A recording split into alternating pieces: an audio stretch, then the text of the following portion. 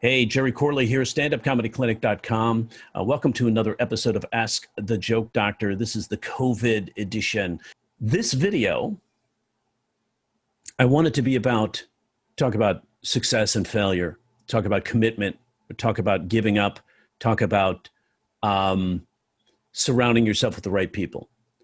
One of my students I was talking to sent me a video and asked for it just said, hey, here's a video. And I gave some critique. And immediately I feel this sort of like negativity come back at me. Well, what, you didn't think it was great? That sort of thing. You know, when you send somebody a video and the only thing you're expecting from them is, wow, you're amazing, don't send them the video. Because when you create that expectation, you will most likely be disappointed. And it happens time and time and time again. I see this all the time. Somebody will send me something, I'll take a look at it, I throw notes back, and it's like, well, you didn't think it was amazing, sort of thing. You can feel that energy of, oh, well, I was better than everybody else there. That sort of thing. And what that's saying is, I expected you to say, you're amazing, you're perfect. And I can relate to this totally. I can totally relate to this because the reason I give notes is not to put them down. The reason I give notes is because I care. I care deeply. I really do. I want to see people get really good. I want them saying, hey, man, that note you gave me, I applied it, but in my own unique way. And wow, what a difference. Because I know that feeling when somebody gives me a note that I didn't see in myself. They give me something that I didn't see. I apply it and it works. I'm like, holy shit, that's the answer. I just got a key. Somebody gave me a piece of gold. But it didn't start that way. I used to not really like that critique. My dad, who's a character actor, been in the business 60 years. He was on a show called Murphy Brown in the 80s for 10 years. He was my best coach and my biggest critic at the same time. Like he would give me a note, but I would filibuster him, right? I'd be, oh yeah. I totally get what you're saying. I got this. No worries, I got this. And what that was doing is completely shutting down the information he was giving me. Do you do that? And what my dad did was super clever. He said, Jerry, when I give you a note, when I give you a critique, I want you to think of two follow-up questions. And I said, yeah, sure. I got this. Two follow-up questions. I got it. And then it hit me. I went, oh, shit. Two follow-up questions. That means I'd have to actually listen to the critique. And so he got me. Right. So I found I was listening now to the critique because I had to ask two questions related to the critique. And I got to tell you, that critique was now getting into my brain. And that critique was actually, and when I asked the follow-up questions, I didn't just see it as a put down or negative. When I was asking the follow-up questions, it became a collaboration. It became positive, progressive, productive, constructive, and not defeating. So it was like enlightenment, man. It was like, oh, wow. Because think about it. He sees things. He's watching from this perspective. He's seeing like he's a camera looking at me like this. It's impossible for me to see that part of me when I'm performing live, unless I've got a camera, and I can't see that till later. And, unless there's a monitor staring me at the face with me in it, then I would be like, it'd be like a constant selfie. I wouldn't be looking at the camera talking to you guys. I'd be looking at myself. You ever get those selfies? People take those selfies all the time. It always looks like their eyes are off. That's because they're looking at themselves. They're not looking at the camera lens in their phone. You want to take a different selfie? Look right at that camera lens. Now they see your eyes sparkle. Now they feel you're communicating with them. Now you're reaching their heart, their soul, right? You're not just like, it's like They're never looking at the camera. So you can't see yourself when you're performing. My dad was able to see things that was impossible for me to see. So those notes were valid. Those notes were super valuable. So when somebody gives you a note, listen to the note, follow up with 2 questions to make it collaborative. Now it's creative. It's no longer feeling like you're being put in a corner. See what I'm saying? It adds a whole new value to the notes you just got from somebody or the critique you got from somebody. 2 follow-up questions helps that out. The second thing that I see people do is do the comparison thing. Well, I was funnier than everybody else there. Oh, I was better than everybody else there. Really? Is that your gauge?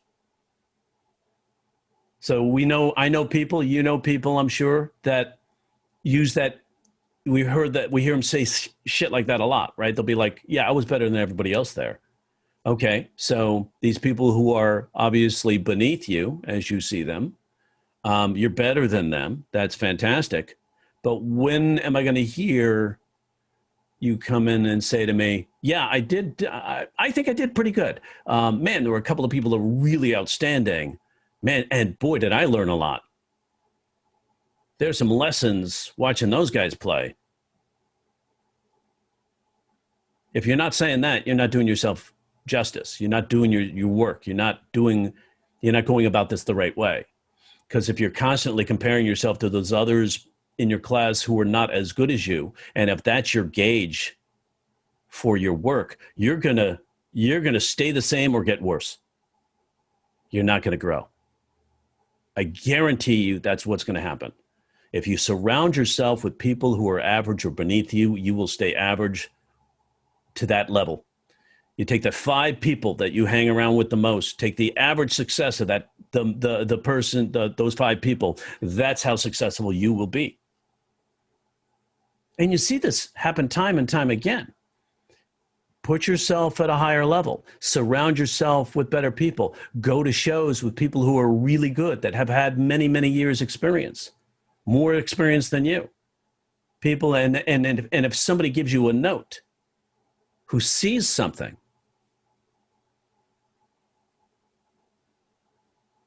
listen to it. Follow it up with 2 questions. Make it collaborative. Don't take it as a critique. Don't take it as a put down. Because usually when people give notes, they give notes because they care. They don't give notes because they want to see you fail. Now, granted, not all notes are great notes. Right? They're not. So the idea is take the note. You can make a decision to utilize it or put it on the back burner. You know, as a writer, I've written and submitted scripts and gotten some feedback back from, executive producers or directors, and they'll give some feedback. And I'll say, oh yeah, that's a great note. I can rewrite that scene to make that work. Or I might say, I don't think they quite get where we're going with this, and I don't agree with that note, and I will leave it out. I won't apply that note. But I'll apply some of these other things because I think they have some validity.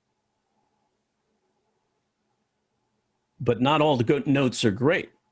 Years ago, Louis C.K. gave a note to Jeff Foxworthy. Now, if you know anything about Jeff Foxworthy has sold the most albums, comedy albums, of anybody, any other comedian in the history of comedy.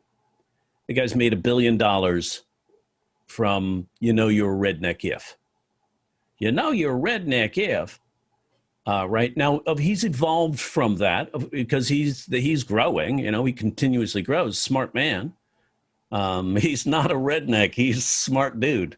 But years ago, Louis C.K. gave him a note, and that note was, I think you got to lose that accent because I think that accent is actually going to be detrimental to you in the long run.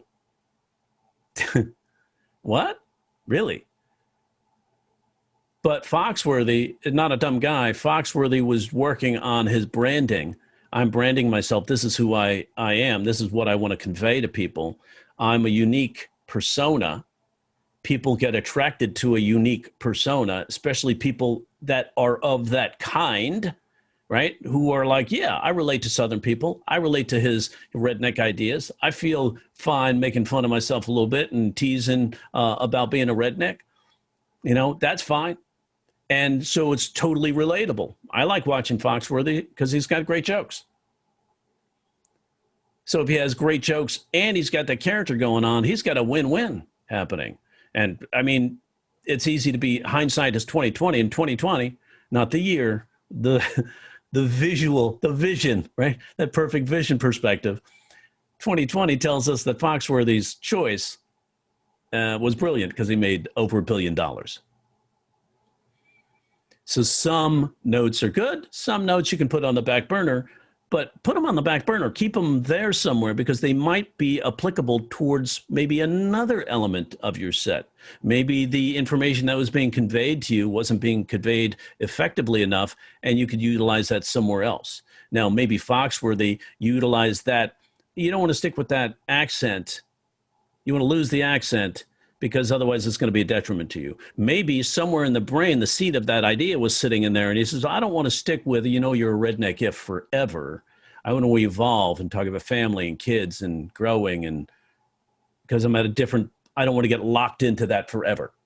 Maybe that's the impact it had on him later on. I don't know. Haven't spoken to him about that. But that piece of advice may have had something to do with helping them evolve. So those little pieces of information that people give us, even if we don't buy it in the instant they give that information to us, we can still put it on the back burner and maybe use it later. Maybe. Or maybe it sucks. Maybe it's bad. Maybe you don't want to apply it. But listen when people give you notes, especially people who you are in your circle who care about you.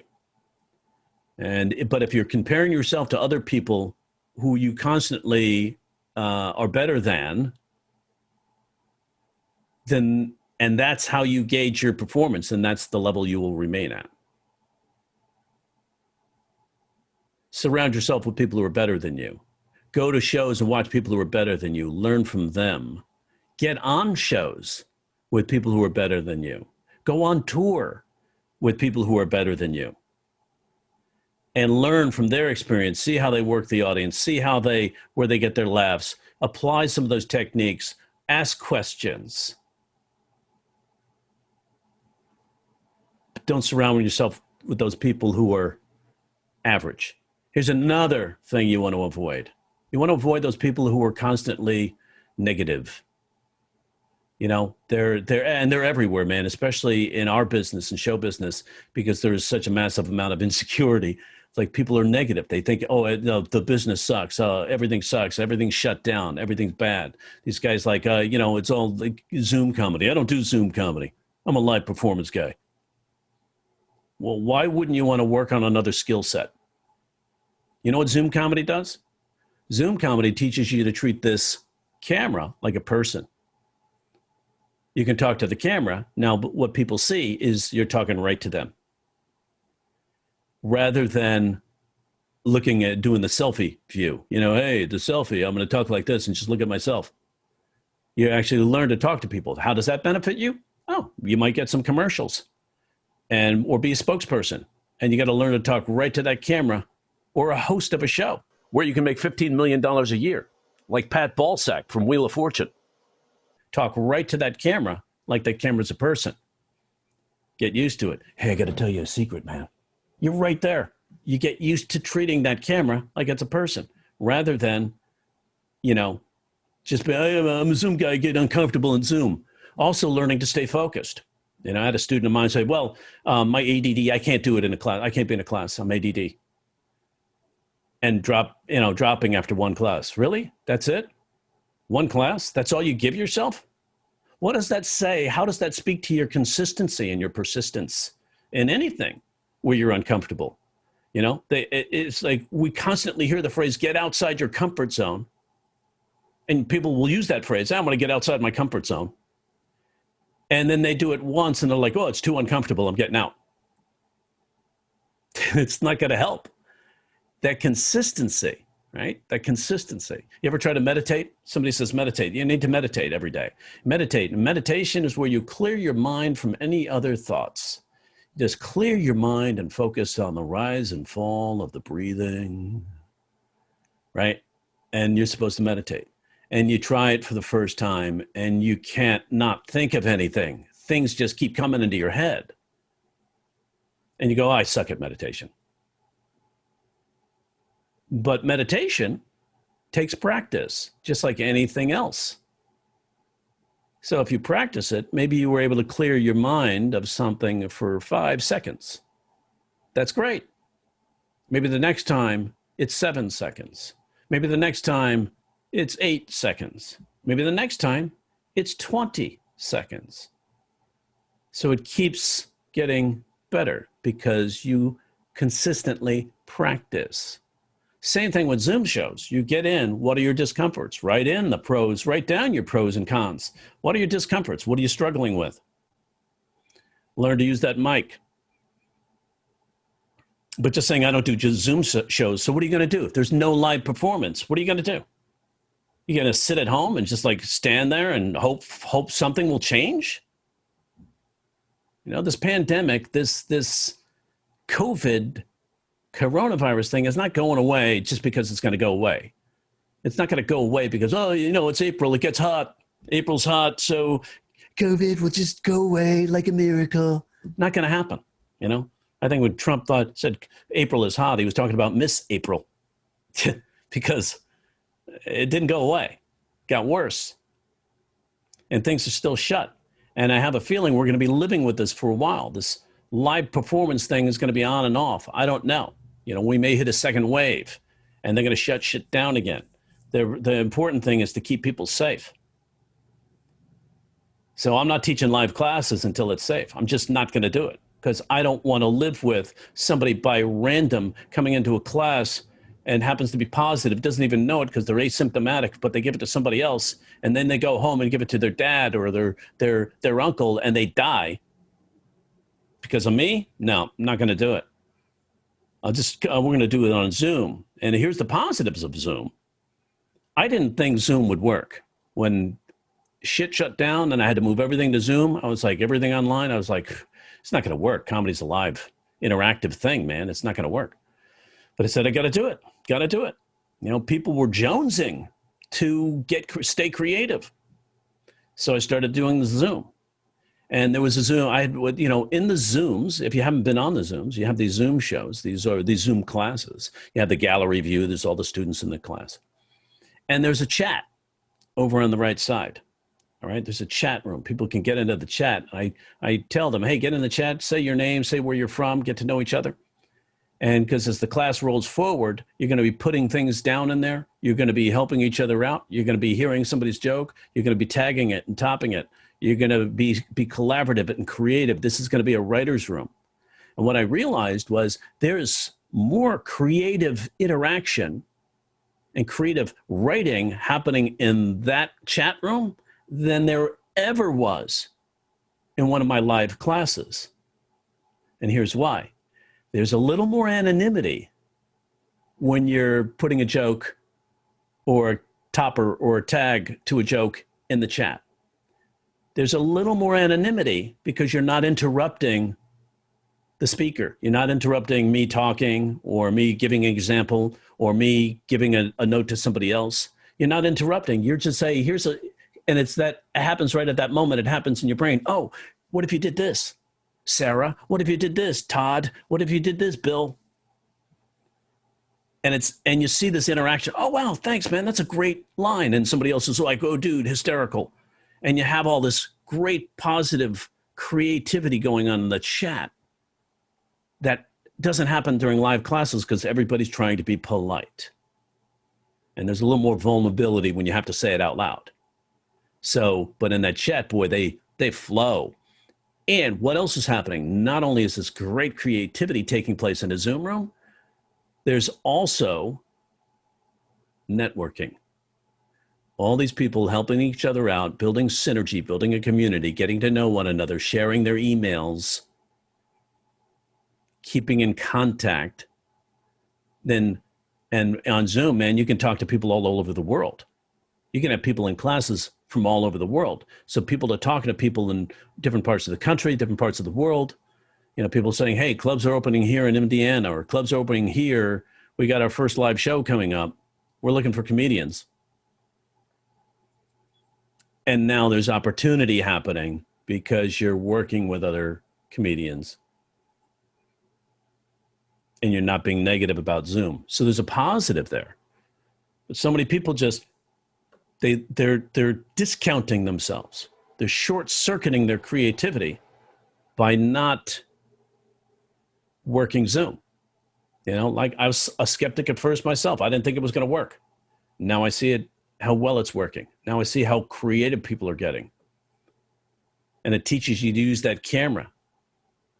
And we've talked about that. If you've been in some of my success classes, we talk about, you know, one of the ways to get into this business, one of the ways to break through is using the social media platforms, YouTube especially, doing, you know, a 2-minute video on YouTube, just little quips every 3 times a week, 4 times a week, 1 time a week. Just stay consistent with it. It's me talking about consistency, and I kind of broke my consistency. But staying consistent with it, getting your material out, maybe through a nice persona that people relate to, and you start to build that community. You know, one of my students, former students, his name is Charlie Behrens. Charlie, you can find Charlie. He does a show on YouTube called the Manitowoc Minute. If you look up just Charlie Behrens, Berens, I'll put the link down in the description. But he does this show. Now, he was in one of my classes, and he said, how do you break through? I said, get on the social media platforms. You can do Twitch, you can do YouTube, you can do Instagram, you can do Facebook Lives. But find one platform and work that platform. And create a character that's a niche character. You know, so he created like a Wisconsin type of don't you know type of guy, don't you know? And he wears like the camouflage windbreaker, and he does like local sort of news. He does news, a couple of national stories, and he does a couple of local Wisconsin stories, talking about, you know, Wisconsin chain stores that people can identify with, like feed stores and things like that, where people go, yeah, I remember that. Now, what happens when they reminisce about their hometown? When they reminisce, there's chemistry being released from the brain, serotonin and oxytocin. They're actually having a chemical response happening, this connection back to home that's so unique, and that's a unique feeling. I think you know what I'm talking about. And so he just does like a 1.5-minute video, and he always ends it with, remember, go Packers, beep the Bears. And it says that's his end bumper. That's his little tag at the end. And so he gets those fan people involved. Really kind of, go, you know, subscribe and watch his channel. When I first found out he was doing this, he had 77,000 subscribers. Not a lot in YouTube world, right? There's lots of people with millions. But with that 77,000, I found this out last September, October. I said, really? And because he booked and sold out a show at Flappers in Burbank, California. In the big room, I think it sits 170, maybe 220. Maybe I'm wrong. No, I think it's right about there, about 220. And sold it out. Saturday afternoon at 4 o'clock. Who sells out the main room, you know, a 200-seater at 4 o'clock in the afternoon? This guy, because he's got fans. And he made a door deal with the club, so he gets part of that door. And his tickets were like $20, and I think there was a $40 VIP thing where there's a meet and greet afterwards. So he sort of upsold that, had a second tier on his ticket pricing. Brilliant. And I went there. I bought a ticket, and he says, "Oh," and I let him know I was coming. He goes, "Dude, I would have gotten you comps." I said, "No, dude, you're worth being paid for. Your tickets are worth being bought." And I want to demonstrate that. And I bought a ticket. I'm coming down to see your show. He's come back and say hello afterwards. So I watched that show and I watched that audience. And what was fascinating to me is the material itself is not brilliant. It's not brilliant material. It's good material. It's so-so material, some of the jokes, but the character sells the material. So we've seen this. We've seen this in sitcoms and stuff like that. So the material doesn't even have to be brilliant. It's just his perspective, this character's filter on life that sells that material. So he could have been negative and said, I just don't have the chops for writing jokes yet to do this sort of thing. But instead he was positive. But if I delivered it through this character, I have much more creative license. And those people at that show love him. They are fans. And it's amazing how fans respond to performers as compared to just an audience of strangers, right? So he built up this reputation on this YouTube channel with only 77,000 subscribers, sold out this show, but was selling out rooms across the country, not just the Flappers in Burbank. It's a year later, and I checked a couple of weeks ago, he had 246,000 subscribers. So he basically gained 180,000 subscribers in less than a year. So at the other side of this pandemic, he's going to be booking more rooms. So that is one way to break in. So that's what he did. Instead of looking at the negative, he looked at the positive. That's what the Zoom does. You're learning to work with a camera. You're learning to work online. You're learning to be comfortable talking to a camera as a person. You see, it's a big difference than being up on stage looking down at this audience. You're now on a camera. You don't have to stare at the camera the whole time. You can look away. You can ponder. You know what I was thinking? You can use the camera that way. You can tell a secret. It's the apocalypse. You see what I'm saying? It's like you can have fun with the technology that's available to you and actually forces you to be more creative. And so how does that play in when you're doing sketch or you're on SNL? Now you start seeing what everybody else is seeing. Now you start writing jokes based on what is being seen in this frame. So now you're learning an entirely different skill set, not just stand-up.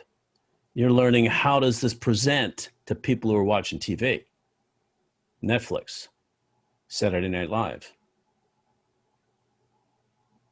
So those people who are now discounting themselves, cutting this valuable learning curve of Zoomed comedy out of their lives, are actually shortchanging their growth for bigger things. Anyway, that's it. So remember, stop being negative, be positive, because there's a lot of things to be positive for. Well, like Dale Carnegie used to say, every day is a great day. Just try missing one. That's how he talks. I get one of his tapes, so like you believe, holy shit, that sounds like him. But what is that? What is he saying with that? Try missing one. Yeah, oh, today's a great day compared to death.